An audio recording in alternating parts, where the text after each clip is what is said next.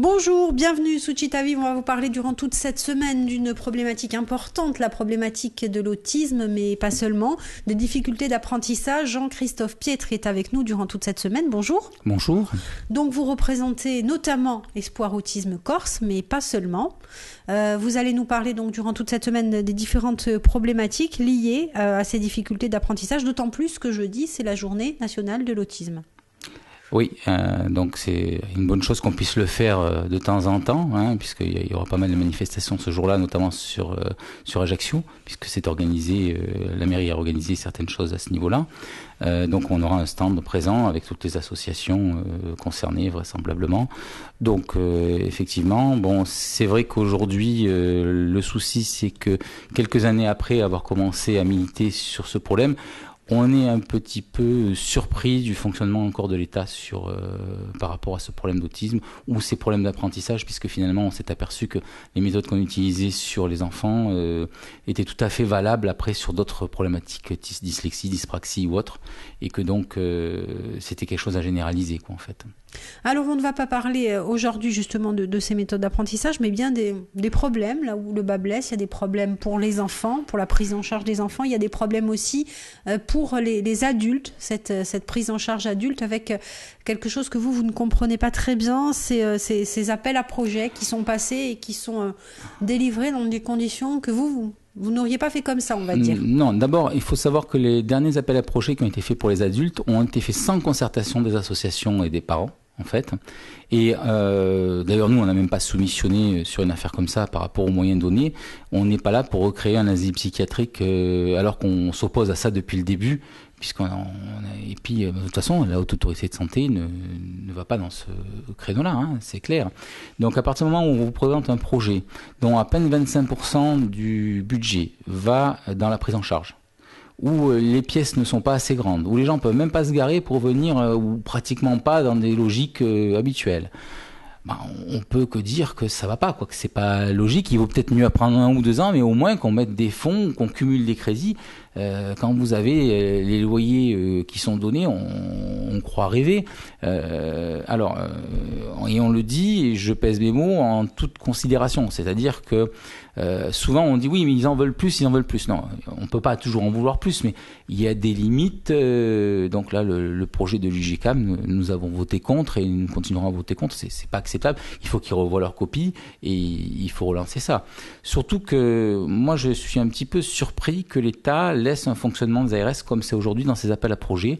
J'aurais préféré, à titre personnel, qu'on code plus au code des marchés publics que à ce système-là. Il y a quand même, et c'est un problème qui n'est pas corse, mais c'est un problème national. Nous, on a un exemple qui est l'attribution de l'appel à projet du centre de ressources autisme. On ne peut pas attribuer à quelqu'un et donner à un autre en toute légalité. C'est pas vrai, ça ne marche pas, ça, c'est pas possible. Après, et ça continue. Donc ça, je pense qu'il y a un vrai problème d'éthique au sein des ARS, au niveau national, sur ces problèmes-là. Il y a quelques ARS, comme dans le Limousin, où ça marche, où ils ont joué le jeu. Ailleurs, je pense qu'il faut revoir leur copie. Et puis, on a un vrai problème, à mon sens, c'est qu'il faut arrêter de faire dire ou de faire croire qu'on fait ce que demande la haute autorité de santé et qu'on ne le fait pas derrière. Et ça, à un moment donné, ça se comprend, parce que moi, je comprends que des gens qui, pendant 40 ans, ont fait un travail, ou 30 ans, et du jour au lendemain, on leur demande de changer leur méthode de travail, c'est pas facile. Mais il va falloir y passer. Et le seul moyen d'y passer, c'est d'avoir un contrôle qualité externe. Il n'y a pas d'autre solution. Nous, l'organisme qu'on a monté, on se l'applique à nous-mêmes actuellement, puisque pendant 1 an et demi, on s'autocontrôle. Un contrôle qualité, ça ne veut pas dire qu'on va fustiger les gens. Ça veut dire qu'il va falloir changer, et comment on le change et comment on fait. Et ça s'analyse, ça se voit. Ça se fait dans de bonnes conditions. Mais il faut que ce soit quelqu'un externe. En interne, je suis désolé, mais je vois mal un collègue expliquer à un autre que maintenant il fait mal, alors que pendant 40 ans, il a fait bien. Ça n'a pas de sens réel. Donc c'est vrai qu'il y a un gros effort à faire des ARS sur leur fonctionnement en eux-mêmes, aussi bien, et d'ailleurs j'ai toujours été très étonné que le préfet laisse faire ce qui est fait aujourd'hui dans des appels à projets, Parce que pour moi, il y a un vrai problème de concurrence et ça ne correspond pas du tout. D'ailleurs, on voit bien que l'Union européenne continue à condamner. Je veux dire, c'est un problème. On a eu une différence avec l'éducation nationale. Et bon, c'est facile de le dire pour moi parce que j'ai été le premier à leur taper dessus. Donc, on s'en souvient. Voilà, ça a été un peu fratricide certaines fois, mais il est clair qu'on a eu un recteur et des gens comme M. Mourakin qui ont un cadre juridique à suivre. Et ça, il faut qu'on s'en rende compte. La loi, c'est la loi, ils ont des règles. Bon. Maintenant, quand on compare avec les autres départements, on s'aperçoit aussi qu'ils ont fait beaucoup. Et que bon, à un moment donné, on ne peut pas dire tout le temps ça va pas. Il faut aussi reconnaître quand ça va. Ça ne veut pas dire que c'est parfait, ça ne veut pas dire qu'il faut mettre des moyens en plus, ça ne veut pas tout dire. Mais on est obligé de reconnaître que c'est des gens quand même qui se sont penchés sur le problème et qui ont au moins compris. Ce qui est malheureusement pas le cas de tous les départements. Après, je pense qu'il faut arrêter d'en faire des problèmes de personnes et qu'il faut continuer à travailler là-dessus. Il faut être vigilant, il faut qu'on continue à revendiquer, c'est vrai, mais il faut aussi faire la part des choses entre l'engagement de certaines personnes sur ces sujets-là, qui sont des fonctionnaires, et puis des organismes comme l'ARS où, à mon avis, il faut changer ça. Ça va pas du tout, quoi. Je veux dire. Alors bon, faut pas oublier qu'on est le seul pays pratiquement au monde où c'est pas l'éducation nationale qui gère ce problème. Là, c'est le médico-social. C'est quand même surprenant, quoi. Je veux dire, ça demande une vraie réforme. Mais une réforme, ça se fait en tenant compte qu'on ne va pas enlever des emplois aux gens, qu'on va pas... Bon, voilà, il ne faut pas aussi, après, prendre des peurs irraisonnées de ce qui est demandé par les associations aujourd'hui. Bon, on n'est pas fou non plus, quoi. On a quand même... mais c'est vrai que ça pose un souci, quand même. Je pense qu'il y a un vrai état de réflexion. Alors, en plus, depuis 2012, quand on a mis en place tout ça et qu'on a revendiqué de façon un peu musclée ces choses-là, on a fait le tour de pratiquement tous les bords politiques et des politiques locaux pour faire de la pédagogie, expliquer ce qu'on voulait. Donc aujourd'hui, on a même des hommes politiques qui savent très bien ce que c'est l'autisme et le définir et qui connaissent le problème. Là, on en est à un stade où nous avons fait des propositions à l'Assemblée de Corse, notamment quand on a fait le film, puisqu'il était uniquement destiné à montrer que c'était possible et qu'il fallait le faire et que ça pouvait coûter moins cher. Et on a proposé à l'Assemblée de Corse de le faire avec des crédits européens dans le cadre de l'inclusion sociale. Et bien évidemment d'élargir ce problème à l'ensemble des problématiques dyslexiques, dyspraxiques pour y mettre des moyens, parce que finalement, les méthodes en termes de scolarisation et d'apprentissage, c'est les mêmes. Donc, c'est pas la peine de se casser la tête. Le souci qu'on a aujourd'hui, c'est qu'il y a une différence entre le calendrier politique et le calendrier social. En gros, entre, je dirais, la vérité sociale et notre vérité à nous, il y a un petit décalage en termes de temps. Et là où nous, on est pressés, et c'est un peu un appel qu'on fait aux politiques aujourd'hui, il y a eu les élections, d'accord, il y a eu tout ça. Maintenant, on aimerait bien que vous vous penchiez sur ce problème-là assez rapidement, parce qu'on en a besoin, et sans animosité sur le retard ni rien. C'est pas un problème politique, c'est un problème social, je veux dire.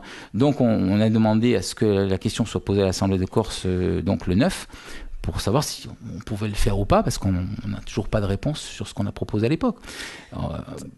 Oui, Jean-Christophe Pietri, justement sur cette rencontre avec l'Assemblée de Corse, mais aussi sur toutes les problématiques liées à l'ARS, on va en parler demain. Si vous le voulez bien, pour montrer que finalement, c'est une révolution sans lettres, en fait, qu'il ne s'agit pas non plus de tout casser et de tout reconstruire. Ah oui, tout à fait, c'est pas le but. On est avec des cadres juridiques, il faut y rester. La seule chose, c'est que dans ces cadres-là, on peut très bien faire différemment et surtout moins cher. On va se retrouver demain. Merci beaucoup. Bonjour et bienvenue, on retrouve Jean-Christophe Pietri dans notre émission Sucita Viva. Bonjour. Bonjour. On va parler donc de la problématique de l'autisme et des troubles de l'apprentissage. Cette problématique à travers, on va dire, l'appréhension politique aussi. Il faut que la société, donc les hommes politiques forcément s'emparent de cette problématique. Vous nous avez dit hier donc il va y avoir une question qui va être posée le 9 avril devant l'Assemblée de Corse, aux élus de l'Assemblée de Corse, pour que ce que vous revendiquez en fait depuis maintenant quelques mois, voire quelques années, puisse connaître une application concrète. C'est quoi exactement ? Oui, donc l'analyse qu'on a fait avec le recul, à titre personnel, et puis les discussions qu'on a eues avec beaucoup de parents, c'est qu'on s'est aperçu que finalement, qu'est-ce que faisaient les MDPH ? Et qui est une solution. Attention, quand je dis ça, c'est pas une critique, c'est un état de fait. Quand vous avez un enfant où vous n'avez pas de place dans un organisme, où on ne peut pas vous prendre à l'école, ou que ça pose un souci de prise en charge, qu'est-ce qui se passe? Un des parents arrête de travailler et on lui donne une indemnité pour qu'on puisse s'occuper de l'enfant. À quoi ça correspond, ça, finalement? Ça correspond à une bombe sociale future. Tout simplement parce que la personne arrête de travailler, donc au bout de 15 ans ou 20 ans, c'est très difficile de retrouver un emploi.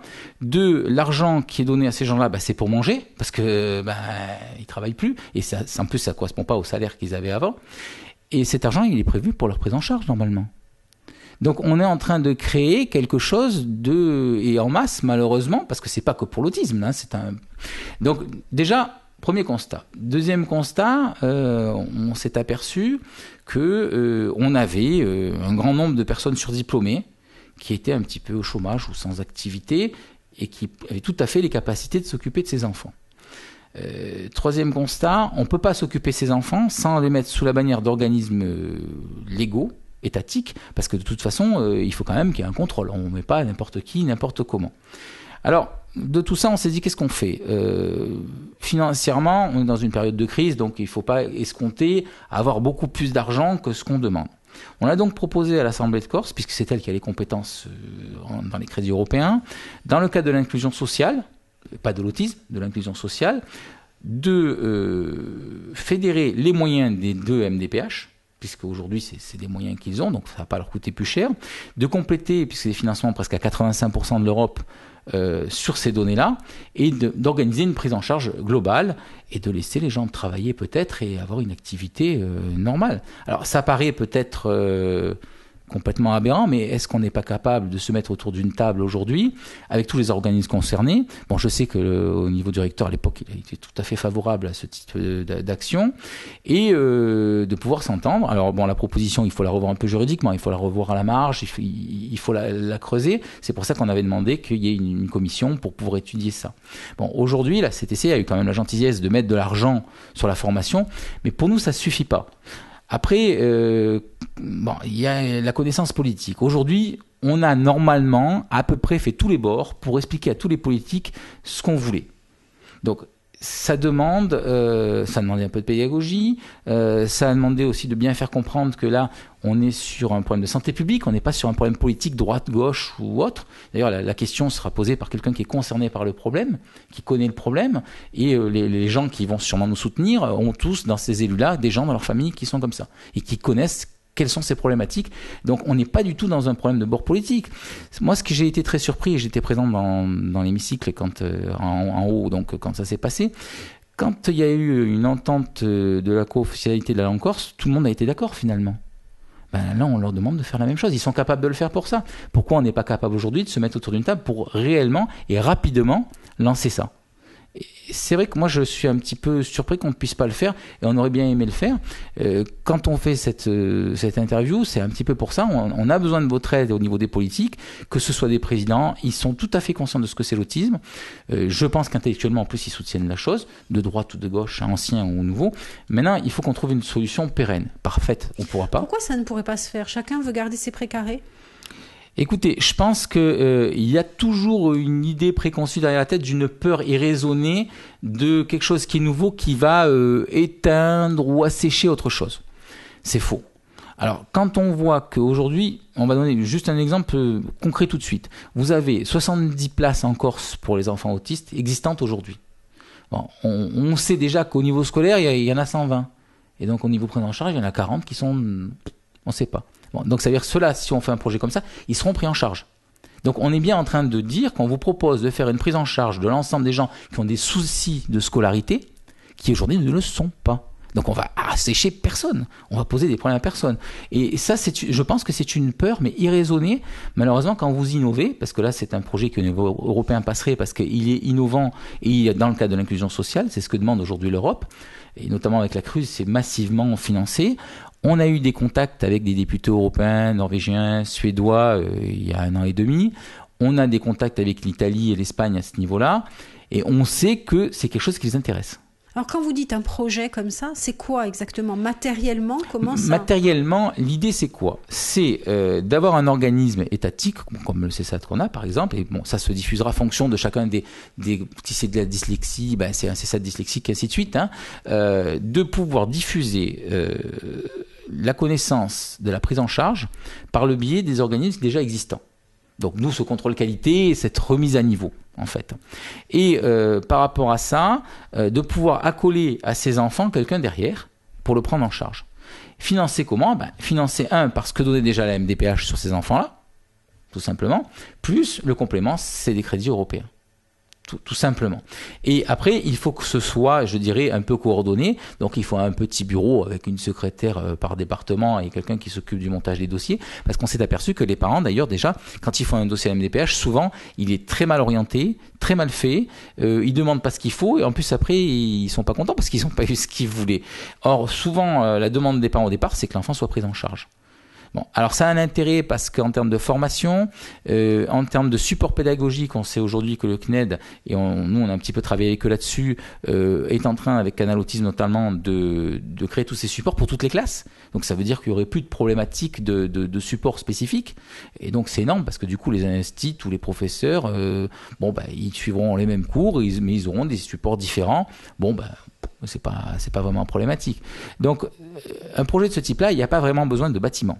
Il n'y a pas besoin de structures supplémentaires. On va se fondre sur les structures existantes, y rajouter des moyens de ce type-là, à part qu'il faut que ce soit coordonné, qu'il y ait un vrai contrôle qualité, que ce soit utilisé pour ça. Parce que souvent, le reproche que je fais aujourd'hui, c'est que des fois, on donne de l'argent ou des crédits supplémentaires pour renflouer des trous financiers. Oui, mais le problème, c'est que c'est pas ça. Ligne budgétaire pour emploi et financier, si l'État veut le faire, c'est très bien, mais elle ne le met pas, notamment sur des crédits de ce type-là. Ces crédits de ce type-là, ils ont été faits pour un rattrapage, notamment au niveau de l'État, par rapport au fait qu'il faut coller à ces nouvelles méthodes. Ils ne sont pas faits pour refinancer des organismes qui ne font pas ce qu'il faut. Si on fait des contrôles qualité que les gens ne veulent pas s'y soumettre, j'inciterai à ce moment-là l'ARS à arrêter de les financer. Mais bon, ça c'est un problème juridique qui finira au tribunal si ça continue régulièrement comme ça, quoi. C'est ce qu'il faudra faire. Mais je pense que petit à petit, la loi de 2005 a commencé à avoir 10 ans, c'est rentré dans les mœurs qu'il fallait prendre en charge, qu'il fallait qu'ils aillent à l'école. Maintenant il va falloir le faire. Merci beaucoup Jean-Christophe Pietri. On va se retrouver demain pour parler à nouveau de cette problématique. Bonjour, bienvenue. Bonjour Jean-Christophe Pietri. Vous représentez notamment Espoir Autisme Corse, mais vous êtes un militant de la cause, on va dire.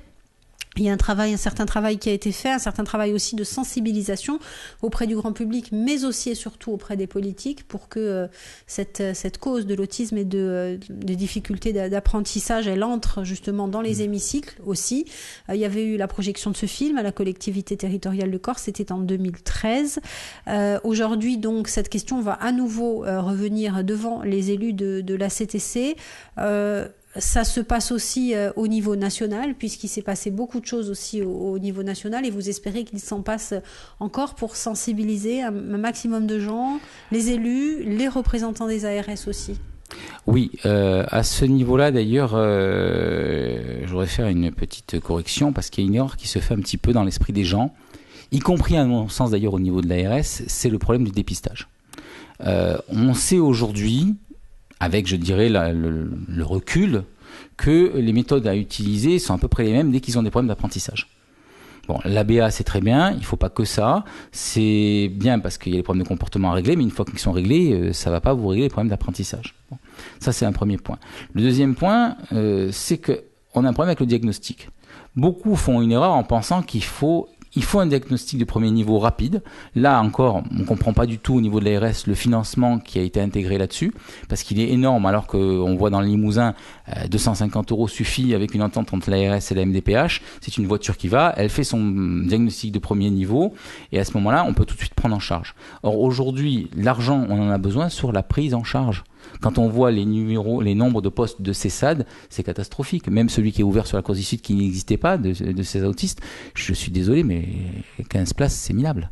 Je veux dire, on ne peut pas appréhender ça. Donc, on a eu des discussions là-dessus. on leur a fait des propositions, notamment avec ce financement européen. Il faut changer tout ça.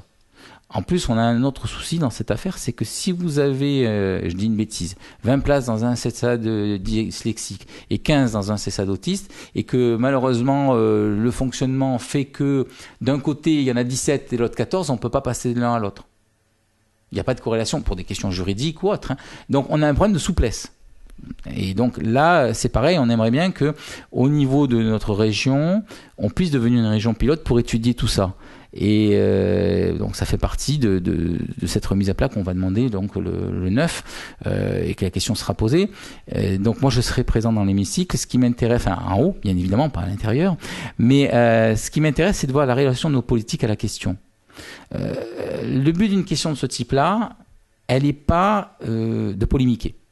Elle n'est pas de dire pourquoi c'est pas fait, pourquoi c'est pas si. Depuis le 18 décembre 2013, le président s'est engagé à le faire.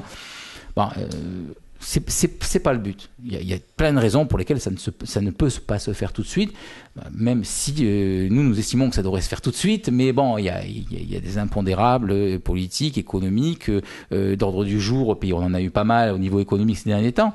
C'est vrai. Maintenant, à un moment donné, nous, on voudrait quand même que ce soit réellement étudié, que ce soit réellement débattu. Je veux dire, qu'une bonne fois pour toutes, tout le monde se mette autour de la table, que les associations soient auditionnées, tout le monde, pour avoir des avis, que ça se fasse dans une certaine sérénité, parce que c'est quand même un débat qui a posé beaucoup de polémiques, voire beaucoup d'énervement, même des gens qui ont voulu aller au tribunal pour ça, donc c'est toujours assez compliqué d'arriver à gérer plus les égos que la réalité de ce qu'il y a à faire. Aujourd'hui, finalement, ce qu'il y a à faire, c'est relativement simple. Ce qui est le plus compliqué, c'est d'avoir une entente autour d'une table sur ce qu'on fait réellement. Parce que ça part un peu dans tous les sens. C'est à mon avis pas obligatoirement une opération aisée pour nos politiques, mais il va falloir le faire, quoi. Et nous, on aimerait bien qu'on le fasse. C'est peut-être le rôle de cette future commission de l'Assemblée de Corse que vous espérez de vos vœux aussi ? Nous, on aimerait bien, oui. On aimerait bien que... c'est pas qu'une commission qui doit durer longtemps.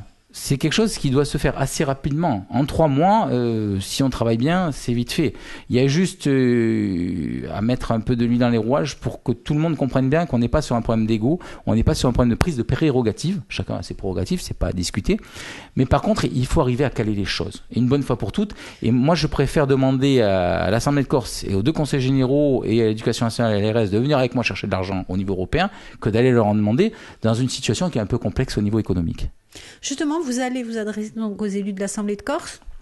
Comment est-ce que ce que l'ARS, quelque part, n'a pas pu faire, alors que c'est plus de ses compétences, enfin du moins ce qu'on pense, comment l'Assemblée de Corse pourrait réussir ? Pour moi, l'ARS, elle a les compétences qu'elle a.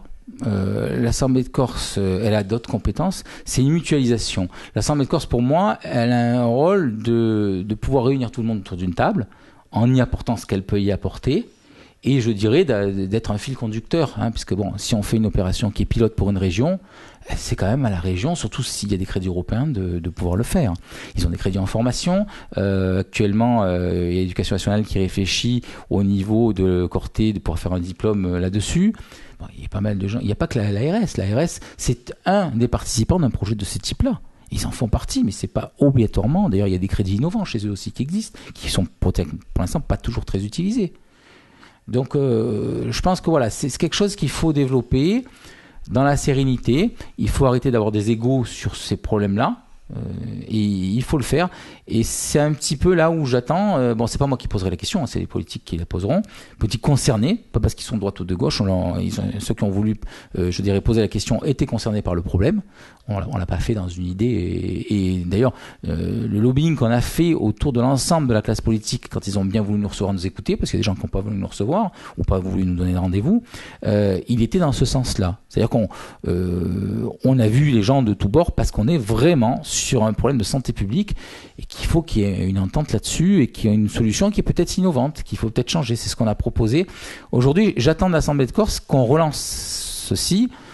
C'est pas fait dans une idée, je dirais, de polémique. On a demandé à l'ensemble des associations d'être présents en haut. pour voir les réponses. Moi, je leur demande d'ailleurs de rester très calme. On n'est pas là pour revendiquer, pour mettre des banderoles. C'est pas du tout le but. Moi, je leur demande de venir pour voir ce que disent nos politiques sur le problème, une bonne fois pour toutes, et qu'il y ait un vrai débat. Je veux dire. Après, moi, j'en attends une réaction de nos politiques globale, pas que du président de l'exécutif. Parce qu'un projet comme on a proposé, il y a les mairies qui vont être concernées, il y a les communautés de communes qui vont être concernées, parce qu'il y a une partie sport, il y a une partie, le gamin il doit aller, ou l'adulte, parce que le projet va pour les enfants et les adultes, parce qu'on apprend à tout âge, et qu'aujourd'hui malheureusement la prise en charge des adultes, c'est plutôt de la garderie. Quand je dis ça, attention, il y a beaucoup de boutiques qui essayent dans les associations de faire. C'est pas le problème. Le problème, c'est qu'on n'utilise pas les bonnes méthodes aujourd'hui et que pour le faire, il faut des moyens en formation, il faut des gens derrière. Pour tout le monde, pas que pour le sportisme corse d'ailleurs. Moi, c'est le recul que j'en ai aujourd'hui. Nous maintenant, on a depuis quelques années un certain recul. Du milieu politique, du milieu social, du milieu économique. On ne peut pas considérer un projet de ce type-là sans le considérer en intelligence économique et pas que en médico-social. Il faut le voir en globalité, je veux dire. Et si on le voit en globalité, on va pouvoir faire quelque chose.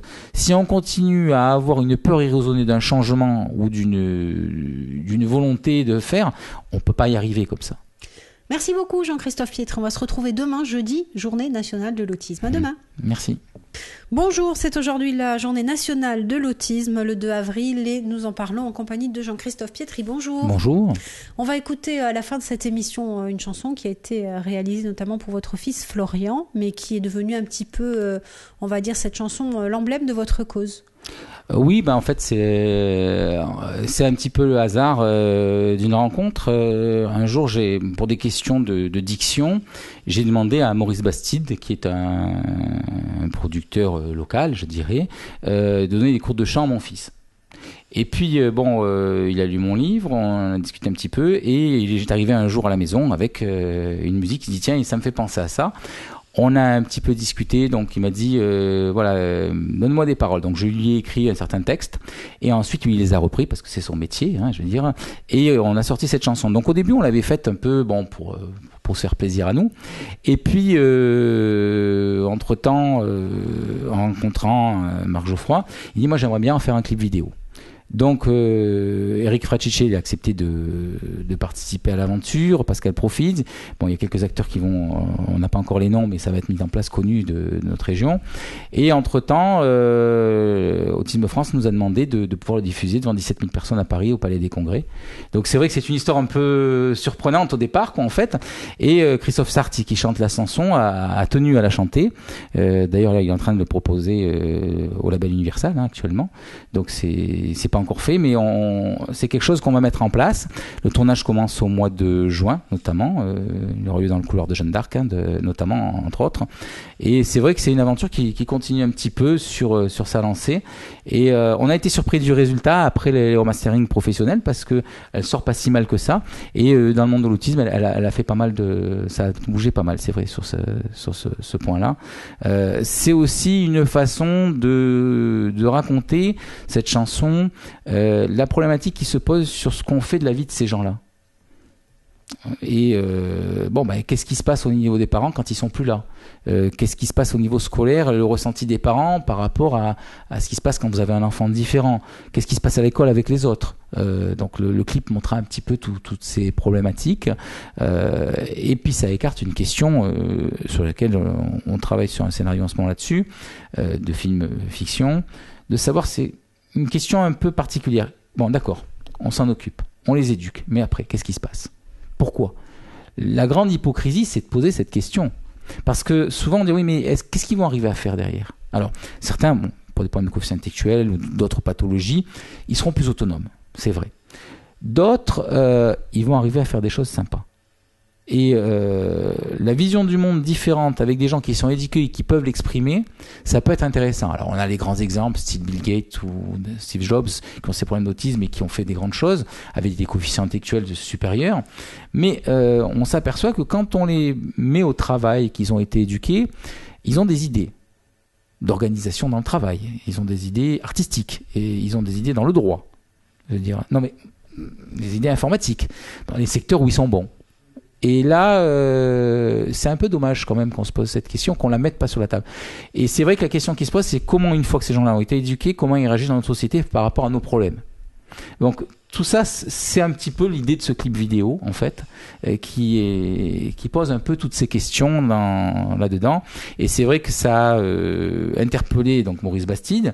Bon, c'était un garçon qui a quand même travaillé pour des arrangements avec Jean-Jacques Goldman. Bon, Christophe Sartre, il a quand même fait Notre-Dame de Paris. Marc Geoffroy, c'est quand même le premier assistant de Georges Lautner.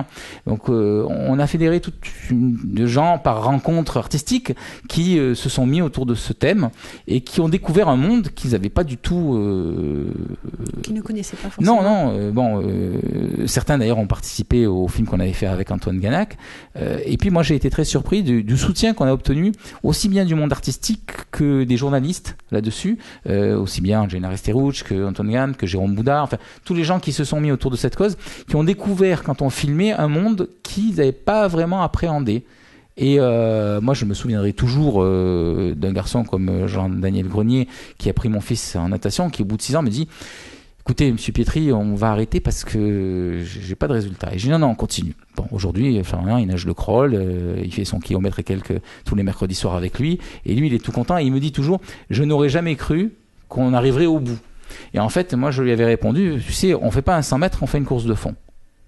Donc sur ces gens-là, effectivement, au niveau de l'apprentissage, on peut faire des choses. Le clip raconte un peu tout ça, mais filmé par des professionnels, avec un regard peut-être plus artistique que j'aurais pu l'avoir, et une vision des choses un peu à part.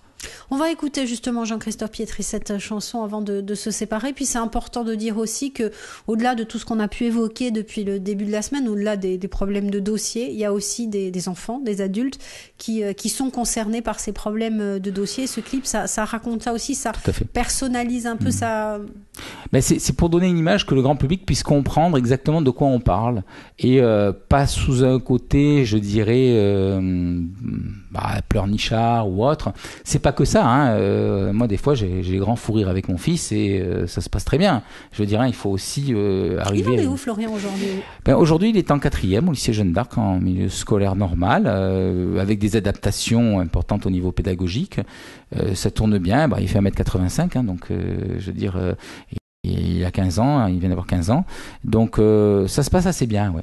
Ça se passe bien. Je peux pas dire que c'est un enfant qui comme il sait ce qu'il est, il sait ses difficultés, il a appris à utiliser ses qualités et à pallier sur ses défauts. C'est un garçon qui est assez bien dans ses baskets. Très bien, Jean-Christophe Pietri. On va écouter donc cette chanson Qu'ont-ils fait de sa vie, après le livre Qu'ont-ils fait de Florian aux éditions Albiane. À demain. Merci. Bonjour, bienvenue, Radio Alta Reguanza et Jean-Christophe Pietri pour terminer cette semaine. Bonjour. Bonjour. Donc, on a écouté cette très jolie chanson. On va découvrir ce clip très bientôt sur les réseaux sociaux et puis un petit peu partout. Donc, qu'ont-ils fait de sa vie, consacré notamment avec un exemple, celui de votre fils Florian, mais pas seulement, puisque ça pourrait se décliner à beaucoup d'autres personnes et à beaucoup d'autres jeunes et à beaucoup d'autres enfants. Ce projet, donc hier, c'était la journée nationale de l'autisme. Le 9 avril prochain, vous allez, donc on va parler de cette question à l'Assemblée de Corse, avec ce fameux projet que vous voulez voir aboutir. Ce projet, on l'a compris depuis le début de la semaine, c'est la prise en charge qui est au cœur du dispositif. Mais prise en charge, ça veut dire quoi exactement? Alors concrètement, nous on s'est aperçu que dans la journée d'un enfant autiste, s'il n'est pas scolarisé entièrement, déjà il y a des blancs. Bon, alors qu'est-ce qu'on a fait avec Florian sur ces blancs-là? Parce que pour des questions scolaires et autres, et de prise en charge, on a, il fait qu'une langue par exemple, il fait l'anglais, il fait pas espagnol. Bon. Parce que il fallait pouvoir prendre certaines choses en place.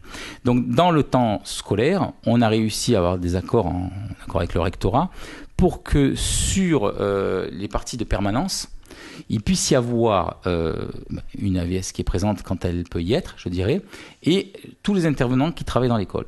Le neuropsychologue, l'éducatrice, l'orthophoniste, en fait. Et donc, sur les 6 ou 7 heures de permanence qui sont dans la période scolaire, ces gens-là travaillent avec mon fils, en fait.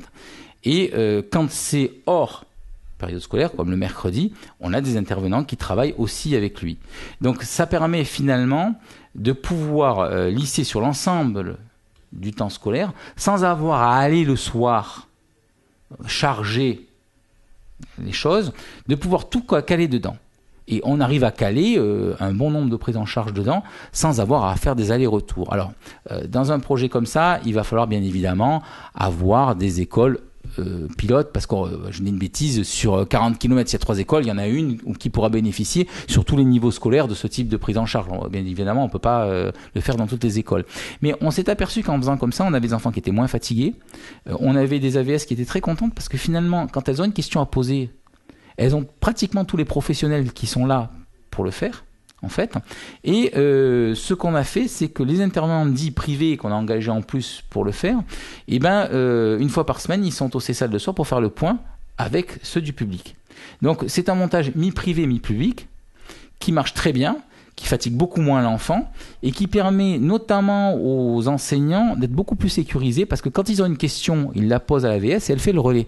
Et ils ont une réponse très rapidement, puisqu'elle voit les professionnels toute la semaine. À ça, on y a collé des supports pédagogiques adaptés à l'enfant. On a vu dernièrement, quand j'ai fait travailler les puissances sur le théorème de Pythagore, ce qui n'est pas toujours évident pour ces enfants-là au début.